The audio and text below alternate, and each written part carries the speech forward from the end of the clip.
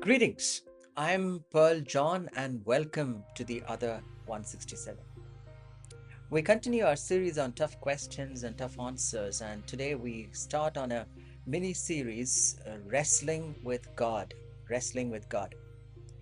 The question is God fair to everyone? Fair or faithful? Rethinking God's justice in an unjust world. That's not fair. If you've ever heard a child yell this or said that yourself, you know how deeply ingrained our idea of fairness is. We want life to be fair. Promotions, prizes, pain, we want it all distributed evenly. But here's the struggle. What happens when we do everything right and still suffer while others cut corners and thrive? Is God playing fair or is he playing favorites? If not, how do we trust him? The parable of the workers in the vineyard, Matthew chapter 20, is Jesus' mic drop moment on this issue. Let's dive into three powerful principles that shift our understanding from fairness to faithfulness, from comparison to confidence, and from grumbling to gratitude. Let's look at the first theme. God's grace is not a grading system. Matthew 20:15, don't I have the right to do what I want with my own money? Or are you envious because I'm generous? And in the parable, workers who labored all day get paid the same as those who worked only an hour. Take a moment to think that. By human standards, that's unfair. But Jesus flips the script. God isn't running a meritocracy. He's operating on mercy. Grace isn't about hours logged, it's about his heart, not our hustle. Imagine showing up to a wedding buffet. You came early, dressed sharp, RSVP'd on time, and then someone crashes the party in with jeans and no invitation, clearly late, and gets the same food, the same seat, the same dessert.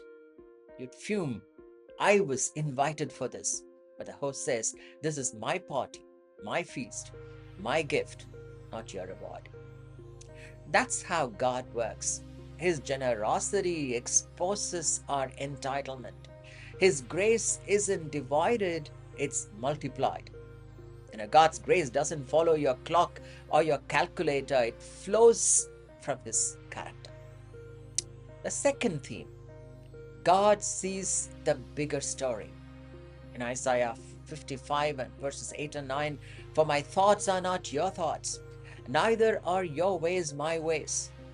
Now, fairness to us is symmetry, equal effort, equal reward. But fairness to God is sovereignty, a divine orchestration of lives we barely comprehend. He doesn't owe us explanations, but he invites us to trust his intentions. Ever watched a movie halfway and judged the ending? Only to find in the last 10 minutes that everything made sense? Our lives are like that. We see scenes. He sees the script. Nick Vujicic, born without arms or legs, once said, if God can use a man without limbs to be his hands and feet, then he can use any willing heart. What looked like unfairness at birth became a platform for global impact. God's justice isn't always immediate, but it's inevitable. What feels unfair now might just be unfinished grace in motion. Let's move on to the third theme. Faith over fairness builds resilience. Hebrews 11:13, we all know this. All these people were still living by faith when they died. They did not receive the things promised. And it goes on to say how they experienced life. If you build your life on what feels fair, you live in frustration. But if you build it on faith in God's goodness, you gain perspective and peace. God didn't promise life would be fair. He promised he would be faithful. A corporate leader once shared how his atheist colleague got the promotion he was praying for. He was devastated. You can imagine that. But months later, the same role came under legal fire and the colleague resigned in disgrace. God didn't just protect him, he prepared him for something greater. Sometimes God's no is really a not now. Sometimes his withholding is a higher form of wisdom. Faith isn't trusting God to be fair, it's trusting him to be good. Let me pull this to a closure. Choose trust over comparison.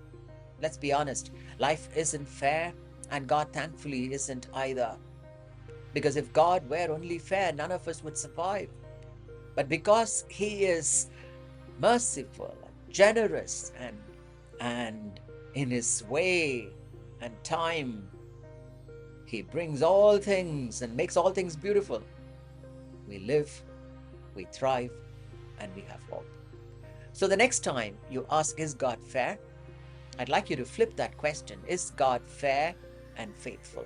Because the answer is a resounding yes. This is Pearl John signing off, The Other 167. Thank you for watching The Other 167.